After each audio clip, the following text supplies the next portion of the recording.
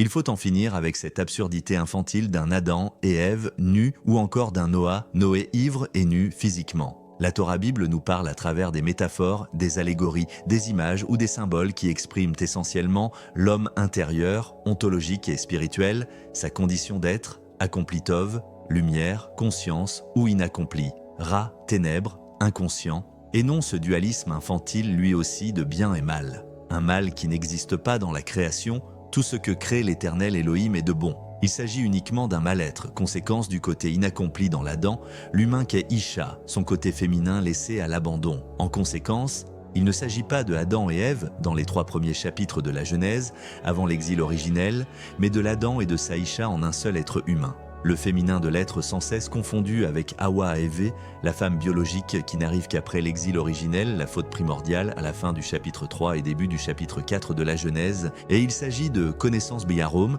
ou de méconnaissance, érom et non de nudité physique. Nudité qui donnera ces images infantiles de feuilles de figuier cachant le sexe d'un soi-disant Adam et d'une soi-disant Ève qui, à cause d'un méchant serpent pas beau, gobe une pomme bien rouge empoisonnée façon Disney. Imagination infantile. Le mot « arôme », rusé, subtil, connaissant, est écrit différemment dans Genèse 2,25, aromim au pluriel, et Genèse 3, un arôme singulier et méconnaissant, éromim, érom au pluriel, dans Genèse 3,7 et Genèse 3,11, érom au singulier. Il s'agit donc premièrement de la connaissance d'Arôme, l'Adam et sa Isha sa profondeur, féminin de son être, pôle femelle, aide, secours, Ézer, étaient de tous deux connaissants aromim au pluriel, d'Arôme au singulier, et ils n'étaient point confondus et non, ils étaient en tous deux nus, physiquement, et ils n'en avaient point honte, ridicule et infantile. Le mot méconnaissant nu, éromim érom, composé de 2 lettres même à la fin, n'a plus vraiment de sens sans son iode, miim, o. 2 lettres même attachées n'expriment aucun mot, mais symbolisent bien l'homme totalement noyé dans les eaux de son inconscient, parce que coupé de son iode, celui de Udjegi H, Jevelu H. L'Adam ici est donc coupé du monde d'en haut sans son iode, noyé dans l'angoisse, des eaux profondes que composent les deux mêmes. La lettre Yod, dans le mot aromi, yab donc au pluriel, d'aromes au singulier, rusé, subtil, connaissant dans Genèse 2,25, est placée entre les 2 lettres mem-o, maïem, qui symbolisent les eaux matricielles ontologiques de l'Adam.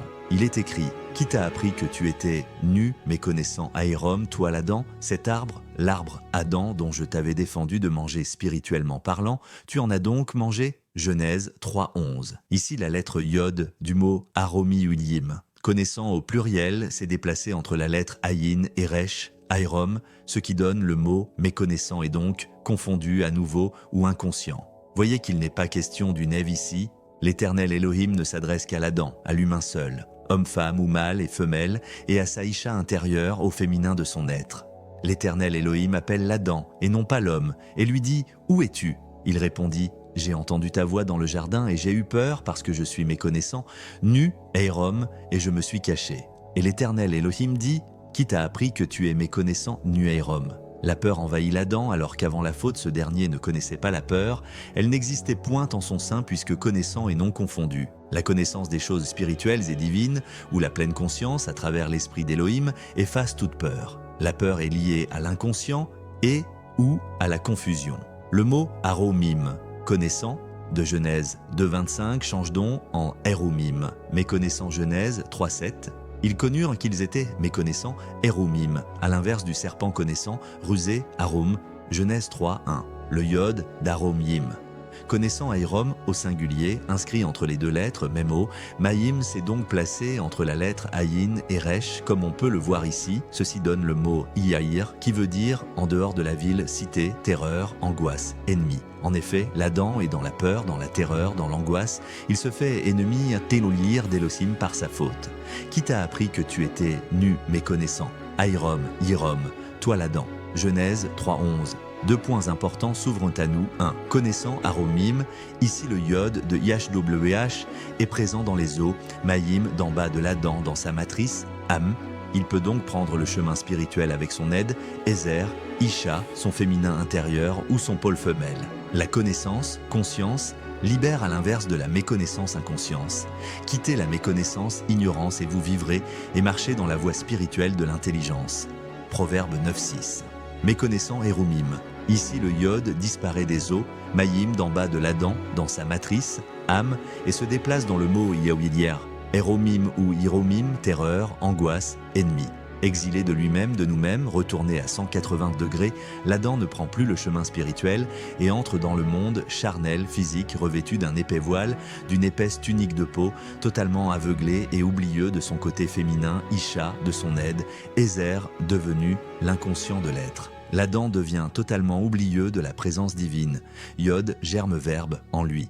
Nous avons deux racines de mots dans celui d'aromim au pluriel aro. Mim ou maïm, o, aromaïm, du singulier arôme connaissant, rusé, prudent, sage, et de haram, celui-ci est construit par la racine du mot éveil, éveillé, ar-ur ou uvr, qui s'accorde donc avec la connaissance. Au début du récit, avant la faute, l'Adam est éveillé. La suite du mot exprime les yeux, maïm, aromim, aromaïm. Le yod, dans les maïm o, symbolise la semence divine au sein même des os matriciels de l'Adam, de sa Adama matrice, mère qui est aussi le féminin de l'être. Lorsque le yod disparaît des maïm, Erumim méconnaissant et se place entre la lettre ayin et resh donne ir, terreur, angoisse, ennemi. L'Adam se trouve alors coupé de son yod, celui de Yashojablehash.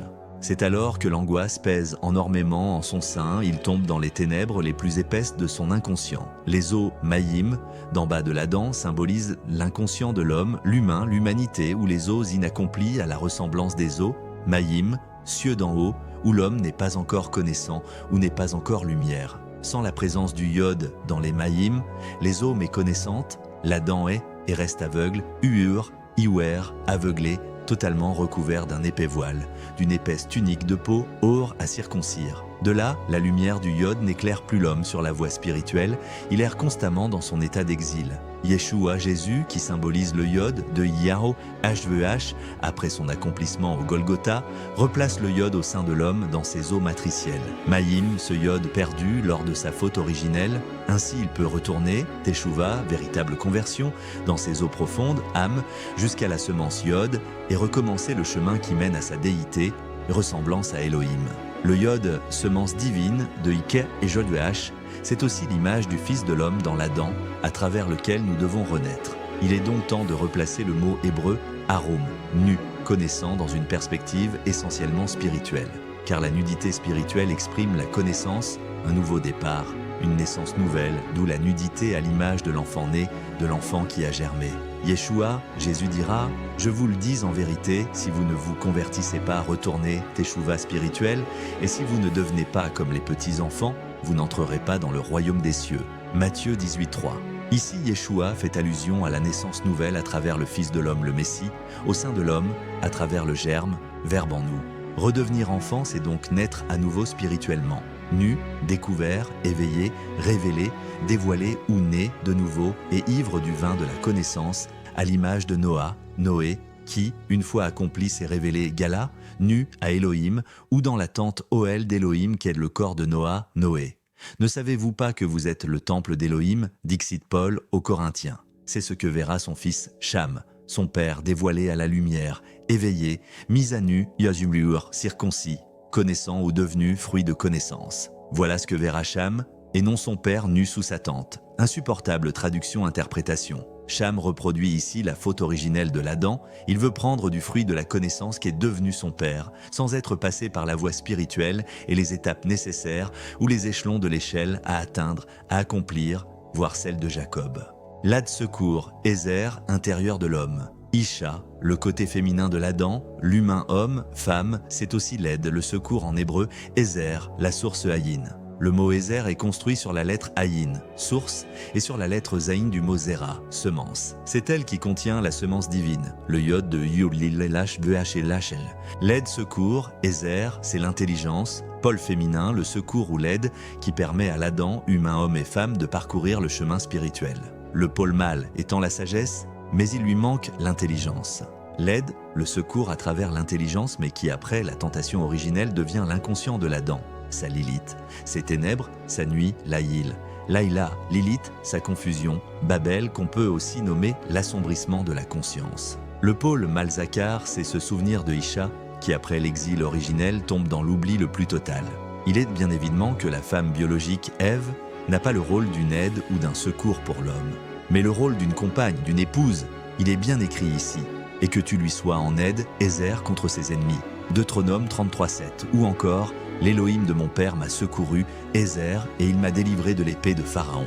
Exode 18:4. Voyez ici, aucun rapport avec la femme biologique Ève, l'aide ou le secours, et reste l'Aïcha des profondeurs, mais devenue épouse du faux époux le Satan ou le serpent rusé, de l'âme de l'humanité. Totalement oubliée de l'Adam, l'humain, Isha Lilith, ne tient plus ce rôle d'aide ou de secours, elle ne tient plus le rôle de Isha, la source Aïn de l'Adam. Voici l'essence de mon essence, dit l'Adam, voici l'os de mes os, la chair, information, de ma chair Bassar.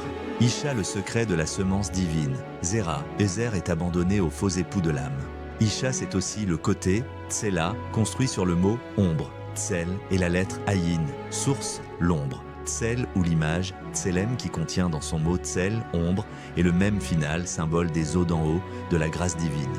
Car l'Adam, l'humain, est l'ombre d'Élohim. C'est donc le côté ténèbres, nuit, l'Aïlaïcha devenue Lilith. Lilith n'est pas le mal ou le mauvais ou encore une femme démon qui se déplace la nuit pour effrayer les petits-enfants comme beaucoup de religieux juifs et chrétiens le pensent, mais le côté à intégrer, à pénétrer, s'immerger, baptême, d'où le fait de se souvenir Malzakar du côté féminin ou du pôle femelle et non plus de la côte d'Adam. Le côté, Tsela n'a jamais été une côte.